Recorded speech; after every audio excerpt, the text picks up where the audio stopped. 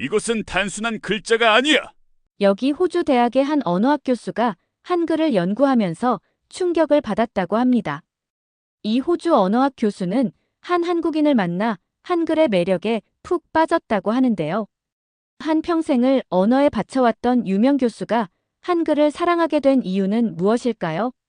오늘의 사연을 함께 들어보시죠. 안녕하세요. 저는 호주에 살고 있는 시드니 대학교 언어학 교수 토마스 윌리엄스입니다. 저는 호주 시드니에서 자라면서 다른 아이들과는 달랐어요. 제 친구들이 햇살 가득한 거리에서 자전거를 타며 경주하거나 해가 질 때까지 크리켓을 하는 동안 저는 다른 종류의 모험에 이끌렸어요. 아버지가 소유하신 수많은 책 속에 푹 빠져 살았죠. 책 페이지를 넘길 때마다 저에게는 마치 다른 차원의 모험 같았죠. 제 아버지, 존 윌리엄스 교수님은 멜버른 대학교의 유명한 언어 교사셨어요. 그는 상상할 수 있는 가장 큰 언어 관련 책 컬렉션을 가지고 계셨죠. 그의 서재에는 바닥에서 천장까지 높은 책장들이 줄지어 있었고, 제가 이름조차 말할 수 없는 언어로 된 책들로 가득 차 있었어요.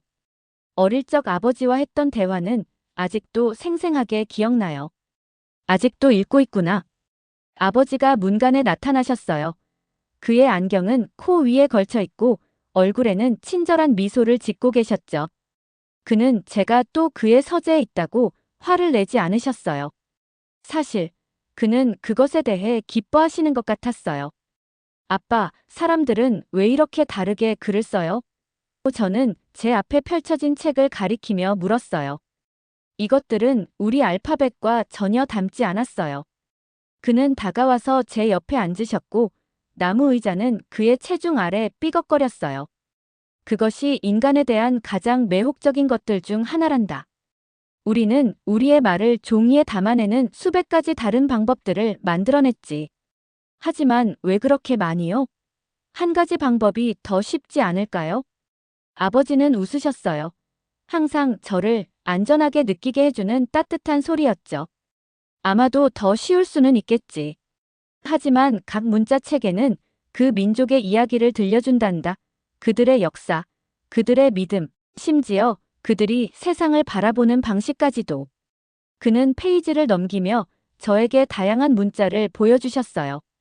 어떤 것들은 페이지를 가로질러 춤추는 듯한 소용돌이치는 선들이 있었어요. 또 다른 문자는 일직선으로 행진하는 엄격하고 질서정연한 표시들이 있었죠. 아버지는 계속해서 말씀하셨어요. 이러한 문자 체계들 중 일부는 발전하는데 수천 년이 걸렸단다. 세대마다 조금씩 변화하면서. 수천 년이요? 제 눈이 커졌어요. 그건 누구든지 살아있는 시간보다 더 긴 시간이에요. 그렇지. 하지만 그중 한 가지의 언어는 한 나라의 왕에 의해 만들어졌단다. 저는 믿을 수 없었어요. 한 나라의 왕이 알파벳 같은 것을 만들었다고요? 그건 마치 나라를 위한 자신만의 비밀 코드를 발명하는 것 같아요. 그 표현 참 멋진 말이구나. 하지만 정확하게 말하자면 왕의 지시로 만들었다고 한단다. 그리고 가장 놀라운 것은 한글, 한국의 알파벳일지도 모르겠구나. 한글이요? 저는 그 이상한 단어를 제 혀로 테스트해봤어요.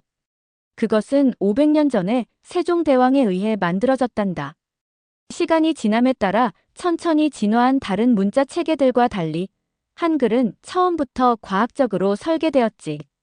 왕이 알파벳을 만들었다고요? 이건 실제 생활이 아닌 판타지 이야기에서나 있을 법한 일처럼 들렸어요. 아버지는 고개를 끄덕이며 책장에서 다른 책을 꺼내셨어요. 이것은 제가 알아볼 수 없는 금색 기호가 있는 짙은 청색 표지를 가지고 있었어요. 세종대왕은 모든 백성이 읽고 쓸 수 있기를 원했단다. 수년간 공부할 수 있는 부유한 사람들만이 아니라. 그래서 그는 너무나 논리적이고 너무나 완벽하게 설계된 문자를 만들었지 누구나 빠르게 배울 수 있도록. 그가 책을 펼치자 저는 깔끔한 기호 블록을 보았어요. 원, 직선, 그리고 사각형들이 어떻게든 질서 정연하면서도 아름답게 보이는 패턴으로 배열되어 있었죠. 각 글자는 그 소리를 낼 때 입을 어떻게 위치시켜야 하는지 정확히 보여준단다. 아버지가 설명하셨어요. 이원을 보렴. 이것은 아라고 말할 때 입에 열린 모양을 나타내지.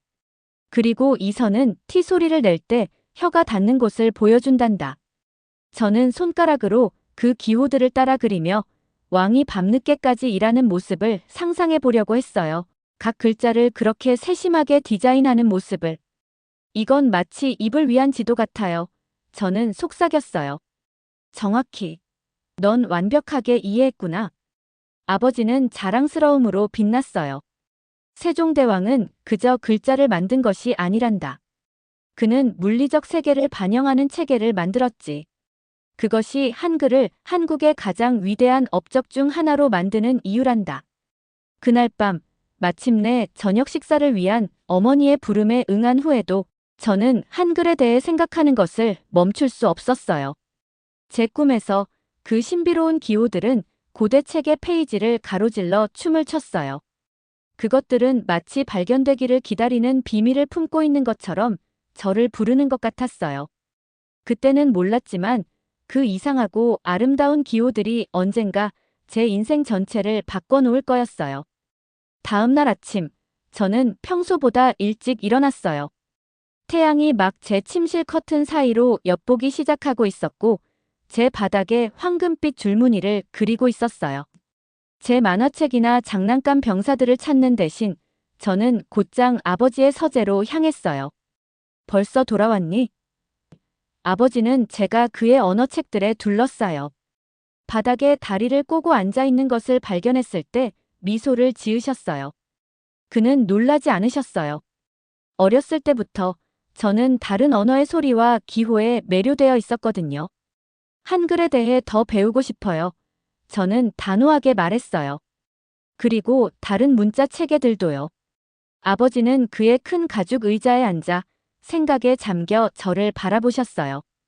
다른 문자 체계들에 대해 배우는 것은 단지 새로운 기호들을 암기하는 것이 아니란다. 그것은 세계 각지의 사람들이 어떻게 다르게 생각하는지 이해하는 것이지. 무슨 뜻이에요? 저는 무릎 위에 책을 닫으며 물었어요. 글쎄, 우리가 글을 쓰는 방식은 우리가 생각하는 방식에 영향을 미친단다. 어떤 언어들은 오른쪽에서 왼쪽으로 읽고 다른 것들은 위에서 아래로 읽지. 어떤 문자 체계들은 수천 개의 문자를 가지고 있고 다른 것들은 단지 몇십 개만 가지고 있어. 이러한 차이들이 사람들이 세상을 이해하는 방식을 형성한단다. 저는 천천히 고개를 끄덕였어요. 아버지는 계속해서 말씀하셨어요. 그의 목소리는 부드럽지만 진지했어요. 내가 정말로 언어를 이해하고 싶다면 인내심과 열린 마음이 필요할 거란다. 그것을 약속할 수 있겠니? 약속할게요. 저는 말했고 제 마음속 깊이 그것을 의미했어요. 이 약속이 저를 바다를 건너게 하고 놀라운 사람들과 연결시켜주고 한글의 빛나는 비밀 코드를 발견하도록 이끌 길을 열어줄 것이라고는 그때 전혀 알지 못했어요. 여름 태양이 제 피부를 너무 세게 내리쬐어서 거의 지글거리는 것을 느낄 수 있었어요. 1984년 올림픽 동안의 로스앤젤레스는 마치 거대한 오븐 속으로 걸어 들어가는 것 같았어요. 제가 올림픽 경기장 사이를 서두르는 동안 전 세계에서 온 사람들의 무리가 저를 지나 밀려갔고 자원봉사자 배지가 걸음마다 제 가슴에 튕겨 부딪혔어요. 저는 이제 24이었고 더 이상 아버지의 서재에 앉아있던 호기심 많은 소년이 아니었어요. 대학에서 수년간 언어를 공부한 후 저는 올림픽에서 통역사로 자원봉사할 기회를 얻자마자 뛰어들었어요. 세계에서 가장 큰 국제 모임보다 언어 실력을 연습하기에 더 좋은 곳이 어디 있을까요? 실례합니다. 제가 길을 잃은 것 같아요. 정확히 어디 출신인지 구별하기 어려운 뚜렷한 억양을 가진 영어로 한 목소리가 들렸어요. 저는 돌아서서 이마에서 땀을 닦으며 혼란스러워 보이는 파란색과 빨간색 유니폼을 입은 남자를 보았어요. 그는 한 손에는 구겨진 지도를, 다른 손에는 작은 노트를 들고 있었어요. 그의 재킷에 있는 로고는 그가 한국팀의 일원임을 보여주었어요. 제가 도와드릴게요. 저는 미소를 지으며 대답했어요. 잠시 그늘에 서 있을 수 있는 핑계가 생겨 기뻤어요. 어디로 가려고 하시나요? 그 남자는 안도한 것 같았어요. 수영 경기장을 찾아야 해요. 우리 선수들이 30분 후에 연습이 있어요. 그는 시계를 확인했어요. 저는 토마스예요. 저는 손을 내밀며 말했어요. 여기서 통역사로 일하고 있어요. 박준호입니다. 그는 제 손을 힘차게 잡으며 대답했어요. 저는 한국 선수들을 위한 스태프예요. 도움 주셔서 감사합니다. 제가 수영 경기장으로 가는 가장 빠른 경로를 설명하는 동안 준호 씨는 작은 노트에 메모를 시작했어요. 그때 어떤 특별한 일이 일어났어요. 제 인생 전체의 방향을 바꿀 무언가였죠. 저는 말을 하다 말고 준호 씨의 노트에 눈을 고정했어요. 그가 쓰고 있던 글자는 제가 공부해서 알고 있던 어떤 것과도 달랐어요. 그 글자는 원, 사각형, 그리고 선으로 이루어진 단순한 모양들로 깔끔하게 배열되어 있었죠. 이게 무슨 글씨인가요? 저는 갑자기 흥분으로 심장이 뛰며 물었어요. 저는 마치 중요한 단서를 발견한 탐정처럼 느껴졌어요. 준호 씨는 제 갑작스러운 관심에 놀라며 올려다보았어요. 이거요? 한글이에요. 한글. 수년 전 아버지가 그의 서재에서 저에게 보여주었던 바로 그 문자 체계였어요. 왕이 그의 백성을 위해 만든 문자 체계요. 그것은 더 이상 책 속의 그림이 아니었어요. 그것은 살아있었고 바로 제 앞에서 사용되고 있었어요. 볼 수 있을까요? 저는 너무 간절해 보이지 않으려고 노력했지만 완전히 들떠서 물었어요. 준호 씨는 제 관심에 재미있어 하는 것 같았어요. 그는 그의 노트를 제 쪽으로 돌렸고 저는 제 발 아래에서 세상이 바뀌는 것을 느꼈어요. 노트 안에 기록된 문자들은 열린 입처럼 보이는 원들, 닫히는 입술처럼 보이는 직선들, 모두 완벽한 사각형으로 배열되어 있었죠. 한국의 세종대왕님께서 1443년에 한글을 만드셨어요. 준호 씨는 분명한 자부심이 가득한 목소리로 설명했어요. 그 전에는 한자를 사용했는데 배우기가 매우 어려웠어요. 부자들과 학자들만 읽고 쓸 수 있었죠. 그래서 왕이 모든 사람을 위해 새로운 알파벳을 만든 거군요. 저는 아버지가 저에게 말해준 것을 기억하며 더 많은 것을 듣고 싶어서 물었어요. 준호 씨는 열정적으로 고개를 끄덕였어요. 네. 세종대왕님께서 말씀하셨어요. 지혜로운 사람은 아침에 배울 수 있고 단순한 사람도 열흘 안에 배울 수 있다. 그분은 귀족들뿐만 아니라 일반 사람들도 읽고 쓸 수 있기를 원하셨어요. 정말 놀라워요. 저는 페이지의 모양들을 바라보며 속삭였어요. 한글은 어떻게 읽고 쓰나요? 준호 씨의 눈이 제 질문에 반짝였어요. 그는 분명히 자신의 언어에 대해 이야기하는 것을 좋아했어요. 세종대왕님께서는 입에서 소리가 어떻게 만들어지는지 연구하셨어요. 이 글자 기억 보이시나요? 그는 L처럼 보이는 기호를 그렸어요. 이것은 기억 소리를 낼 때 혀가 입천장에 닿는 모양을 보여줘요. 그는 원을 그렸어요. 그리고 이원 이응. 이것은 모음을 위한 열린 입을 보여줘요. 그리고 나서 그는 그것들을 가처럼 보이는 블록으로 결합했어요. 함께 가를 만들어요.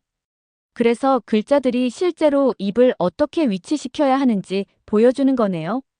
저는 놀라움에 물었어요. 정말 천재이시네요. 준호 씨는 제 흥분에 웃었어요. 네, 매우 과학적이죠. 소리에 대해 무작위 모양을 가진 다른 알파벳들과는 달라요. 저는 자원봉사자로서의 제 임무를 완전히 잊어버렸어요. 수영 경기장, 올림픽, 군중들 준호 씨와 제가 야자수 아래 벤치에 앉아 있는 동안 그 모든 것이 사라졌어요. 다음 1시간 동안 저는 그의 노트북에 한국 글자들을 끄적거리며 그것들의 소리와 모양에 관해 끝없는 질문을 했어요. 이것은 제가 본 중에서 가장 논리적인 문자 체계예요. 저는 준호 씨가 쓴 깔끔한 블록들을 따라 하려고 노력하며 말했어요. 제 것은 비교하면 불안정하고 어린아이 같아 보였지만 저는 신경 쓰지 않았어요. 오후가 지나면서 준호 씨는 저에게 제 이름 토마스를 한글로 쓰는 법을 가르쳐 주었어요. 저는 그 모양들을 계속해서 따라 그리며 마치 무언가 심오하고 고대적인 것과 연결되는 것 같은 느낌이 들었어요. 이제 가봐야 해요. 준호 씨는 마침내 시계를 확인하며 말했어요. 우리 수영 선수들이 제가 어디 있는지 궁금해할 거예요. 다시 만날 수 있을까요? 저는 재빨리 물었어요. 한글에 대해 더 배우고 싶어요. 준호 씨는 미소를 지었어요. 네, 저는 여기 2주 더 있어요. 아마도 내일 같은 장소에서요. 그가 수영 경기장을 향해 서두르는 것을 지켜보면서 저는 이상한 확신이 제 안에 자리 잡는 것을 느꼈어요. 이것은 단지 낯선 사람과의 흥미로운 대화가 아니었어요. 이것은 무언가 중요한 것의 시작이었어요. 그날 밤 제 작은 호텔방에서 저는 잠을 이룰 수 없었어요. 저는 계속해서 스크랩 종이에 한국 글자들을 그리며 준호 씨가 가르쳐준 모든 것을 기억하려고 노력했어요. 한글의 우아한 단순함은 다른 어떤 문자책에도 그러지 못했던 방식으로 저를 매료시켰어요. 저는 수년 전 아버지의 말씀을 기억했어요. 각 문자책에는 그 민족의 이야기를 들려준단다. 한글은 어떤 이야기를 들려주고 있었을까요? 그의 백성들의 교육에 관심을 가진 왕의 이야기. 과학적 설계가 실용적 필요와 만나는 이야기. 강력한 사람들과 무력한 사람들 사이의 장벽을 허무는 이야기. 2주 후 올림픽이 끝날 무렵, 저는 한글 문자와 한국어 문구로 노트 하나를 가득 채웠어요.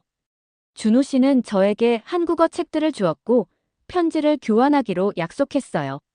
하지만 더 중요한 것은 저는 제 인생의 진로를 바꿀 결정을 내렸다는 것이에요. 저는 이 놀라운 자음 모음을 공부하고 그 천재성을 세계와 공유할 것이었어요. 제 비행기가 로스앤젤레스에서 이륙하여 저를 호주로 다시 데려가는 동안 저는 얼굴을 창문에 대고 아래에서 도시가 작아지는 것을 지켜보았어요. 저는 어떻게 할지 정확히 알지 못했지만 한글이 제 미래의 일부가 될 것이라는 절대적인 확신을 가지고 있었어요. 수년 전 아버지가 심어주셨던 호기심의 씨앗이 마침내 자라기 시작했어요. 제 비행기가 시드니에 착륙하는 순간 저는 한글에 대해 배운 모든 것을 아버지에게 말하고 싶어서 참을 수 없었어요. 저는 준호 씨가 준 한국 책들과 잡지들로 가득 찬 배낭을 메고 공항을 서둘러 빠져나왔어요. 아버지, 저는 집의 현관문을 열며 소리쳤어요. 올림픽에서 무슨 일이 있었는지 믿지 못하실 거예요. 아버지는 신문에서 눈을 들었고 그의 독서용 안경은 코끝에 걸쳐져 있었어요. 그의 머리카락은 제가 마지막으로 봤을 때보다 더 회색이 되었지만 그의 눈은 여전히 어린 시절 저에게 영감을 주었던 같은 호기심으로 반짝였어요. 토마스, 잘 다녀왔니? 그는 신문을 깔끔하게 접었어요. 모든 걸 말해보렴. 저는 배낭을 바닥에 떨어뜨리고 준호 씨의 한국어 책들을 꺼내 커피 테이블 위에 펼쳤어요. 제가 어렸을 때 아빠가 한글을 보여주셨던 거 기억하세요? 세종대왕이 만든 한국 알파벳이요. 아버지의 눈이 커졌어요. 물론 기억하지. 올림픽에서 한국인을 만났어요. 그가 저에게 한글의 기초를 가르쳐 주었는데 그건 제가 공부했었던 것보다 훨씬 더 놀라워요. 그 말들이 마치 무너진 댐에서 흘러나오는 물처럼 제 입에서 쏟아져 나왔어요. 1시간 동안 저는 아버지에게 준호 씨가 가르쳐준 모든 것을 보여드렸어요. 자음이 어떻게 혀와 입의 위치를 닮았는지, 모음이 어떻게 하늘, 땅, 인간이라는 철학적 개념을 나타내는지, 글자들이 어떻게 깔끔한 음절 블록으로 결합되는지. 이것은 제가 본 가장 논리적인 문자 체계예요. 저는 제 노트에 한국 문자를 그리며 말했어요. 각 자음은 소리를 낼 때 혀의 위치를 보여줘요. 모음은 하늘, 땅, 사람에 대한 철학적 아이디어를 기반으로 해요. 그것은 마치 과학과 예술의 완벽한 조화 같아요. 아버지는 제가 설명하는 동안 집중해서 듣고 고개를 끄덕였어요. 제가 마침내 숨을 고르기 위해 멈추었을 때 그는 생각에 잠겨 미소를 지었어요. 그렇다면 아마도 그것이 내 인생의 과업이 되어야겠구나. 아버지는 조용히 말씀하셨어요. 이 지식을 서구 세계에 전하는 것 말이야. 제 인생의 과업. 그것은 너무 진지하고 너무 영구적으로 들렸어요. 하지만 마음 깊은 곳에서 저는 그가 옳다는 것을 알았어요. 어떻게 시작해야 할까요? 저는 갑자기 그런 과업의 거대함을 알아차리며 물었어요. 어떤 여정도 시작하는 방법과 같지. 한 걸음씩. 아버지는 대답했어요. 그는 일어서서 그의 책장으로 걸어가 찾고 있던 것을 발견할 때까지 책등을 따라 손가락을 움직였어요. 여기서 시작하렴. 그는 언어학 연구 방법에 관한 두꺼운 책을 저에게 건네며 말했어요. 길은 내가 걸어갈 때 스스로를 드러낼 거야. 그날 밤, 저는 잠을 이룰 수 없었어요. 제 마음은 가능성으로 가득 차 있었어요.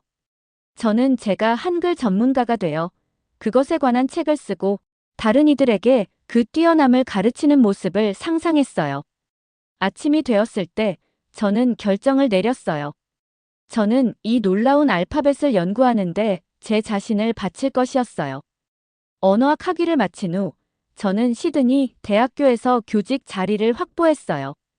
다른 교수들이 유럽 언어나 일본어나 중국어 같은 잘 알려진 아시아 언어에 집중하는 동안 저는 한국어, 특히 한글의 구조와 역사를 전공하기로 선택했어요. 하지만 제 탐구는 결코 쉽지 않았어요. 1980년대에는 제 주변에 한글을 아는 사람이 거의 없었어요. 대학 도서관에는 한국어에 관한 책이 단 3권뿐이었고 어느 것도 특별히 문자 체계에 초점을 맞추지 않았어요. 저는 논문을 읽기 위해 직접 한국어를 배워야 했고 사전 위에 몸을 구부린 채 한 단어씩 번역하는 긴 밤을 보냈어요. 저는 어느 날 밤 세종대왕의 창제 과정에 대한 단 한 페이지를 번역하는데 5시간을 보낸 후 책상에 쓰러지며 신음했어요. 제 눈은 긴장으로 타들어가고 제 등은 너무 오래 앉아 있어서 아팠어요. 제 작은 아파트 창문 밖으로 시드니의 스카이라인이 어둠 속에서 반짝이며 제가 탐구에서 얼마나 고립되어 있는지 상기시켜 주었어요. 그때 저는 올림픽에서 준호 씨의 말을 기억했어요. 단순한 사람도 열흘 안에 배울 수 있어요. 15세기의 평범한 한국인들이 이 글자를 그렇게 빨리 배울 수 있었다면 분명히 저도 아무리 어려워도 그것을 연구할 수 있을 거였어요. 다음 날 아침, 저는 제 책상 위에 인용구를 붙였어요. 현명한 사람은 포기하는 사람이 아니라 다른 방법을 찾는 사람이다. 그것은 제 새로운 모토였어요. 저는 한국의 대학들의 편지를 쓰기 시작했어요. 스스로를 소개하고 제 연구 관심사를 설명하며. 대부분은 답장을 보내지 않았지만 몇몇 친절한 교수들이 자료를 보내주셨어요. 복사된 논문, 체계장, 심지어 한국어 발음 녹음까지도. 한국에서 온 작은 소포 하나하나가 귀중한 보물처럼 느껴졌어요. 천천히, 조각조각, 저는 제 지식을 쌓았어요. 저는 한글 이전에 한국인들은 자신의 생각을 기록하거나 사랑하는 사람들에게 편지를 쓰거나 중요한 공문을 읽을 방법이 없었어요. 대부분의 일반 서민들이며 특히 여성들은 전혀 읽거나 쓸 수가 없었어요. 저는 세종대왕님이 서민들에게 한글을 소개했을 때 그 서민들의 심정은 어땠을지 상상했어요. 오랫동안 차단된 후에 갑자기 문자 세계에 접근할 수 있게 된 것이 얼마나 마법처럼 느껴졌을까요? 대학의 제 작은 사무실에서 저는 한글 발전의 타임라인을 만들었어요. 세종대왕님은 그의 학자들과 비밀리에 일하며 다른 모양들을 테스트하고 각 글자의 완벽한 디자인을 위해 논쟁하기도 했다는데 모두 평범한 사람들이 읽고 쓸 수 있도록 돕기 위해서였죠. 저는 어느 날 점점 커지는 제 연구 노트 모음을 바라보며 이것은 단순한 글자가 아니구나 하며 깨달았어요. 이것은 평등의 혁명이었어요. 저는 제 학생들에게 한글에 대한 작은 강의를 하기 시작했어요. 처음에는 소수만 나타났어요. 보통 추가 학점이 필요한 학생들 뿐이었죠. 하지만 수업을 들은 학생들에겐 한글에 대한 저의 열정으로 흥미를 가졌고 더 많은 학생들이 호기심을 갖게 되었어요. 한 학생이 강의 중에 물었어요. 교수님, 왜 우리가 한글에 관심을 가져야 하나요? 한 학생이 강의 중에 물었어요. 저는 이 말에 이렇게 대답했었죠. 한글은 우리에게 글쓰기가 복잡하거나 배타적일 필요가 없다는 것을 보여주기 때문이지. 그것은 사려 깊은 디자인으로 지식을 엘리트들 뿐만 아니라 모든 사람들이 배울 수 있게 한 평등의 문자라는 것을 보여준단다. 이렇게 한글을 강의하면서 연구의 뿌듯함을 느껴가곤 했습니다. 하지만 어떤 날들은 연구하는 것보다 더 힘들게 하는 날도 있었어요. 한글을 인정받기 어려운 학문이었기 때문이죠. 학문적 동료들은 때때로 제 연구를 너무 틈새 시장이고 너무 모호하다고 무시했어요.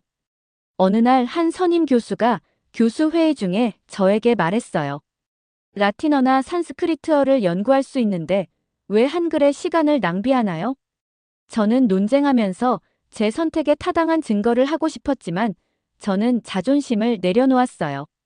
그건 한글에 대한 제 연구를 질투하고 깎아내리기 위한 도발이었기 때문에 논쟁보단 연구에 더 집중하는 것을 선택했었죠. 그쯤 저는 준호 씨와 편지로 한글에 대한 소통을 다시 하기 시작했어요. 영어와 한국어가 섞인 그의 편지들은 저를 계속 동기부여해 주었어요. 그는 저에게 신문 스크랩, 어린이 책, 심지어 제 사기를 유지하기 위한 한국 과자들까지 보내주었어요. 잊지 마세요. 당신은 우리와 세계의 문화 사이에 다리를 놓고 있어요. 지금은 보이지 않을 수 있지만 언젠가 사람들이 그 위를 걸어갈 거예요. 그 말들이 저에게 길이 불가능해 보일 때조차 계속할 수 있는 힘을 주었어요. 준호 씨는 저를 믿어주었고 그것으로 충분했어요. 3년의 연구 끝에 저는 한글의 과학적 디자인에 관한 제 첫 번째 학술 논문을 발표했어요. 논문은 인기 있지는 않아 몇 사람만이 읽었지만 논문에 제 이름이 인쇄된 것을 볼 때 제가 이전에 경험하지 못했던 성취감을 주었어요. 한글의 천재성을 세계와 공유하기 위한 제 탐구는 진정으로 시작되었어요. 세월은 책의 페이지를 넘기듯 흘러갔어요. 시드니 대학교에 있는 제 작은 사무실은 변모했어요. 한때는 깔끔했던 공간이 이제는 한국 책들, 손으로 쓴 메모들, 그리고 역사를 통틀어 한글의 확산을 추적하는 다채로운 지도들로 넘쳐났어요. 세종대왕과 고대 한국 문헌들의 사진이 벽을 덮고 있었어요. 제 동료들은 농담으로 이곳을 한글 동굴이라고 불렀지만 저는 개의치 않았어요. 1999년 제가 올림픽에서 준호 씨를 처음 만난 지 15년이 지났을 때 제 연구 방향을 영원히 바꿀 예상치 못한 일이 일어났어요. 저는 멜버른에서 열린 작은 언어학 학회에서 발표하고 있었어요. 제 발표는 금요일 오후 마지막 세션으로 예정되어 있었어요. 대부분의 사람들이 이미 떠났거나 주의를 기울이기에는 너무 피곤해 있을 시간이었죠. 저는 거의 빈 좌석들 앞에서 말하게 될 것이라고 예상했어요. 저는 약 12명의 흩어진 청중들에게 발표했어요.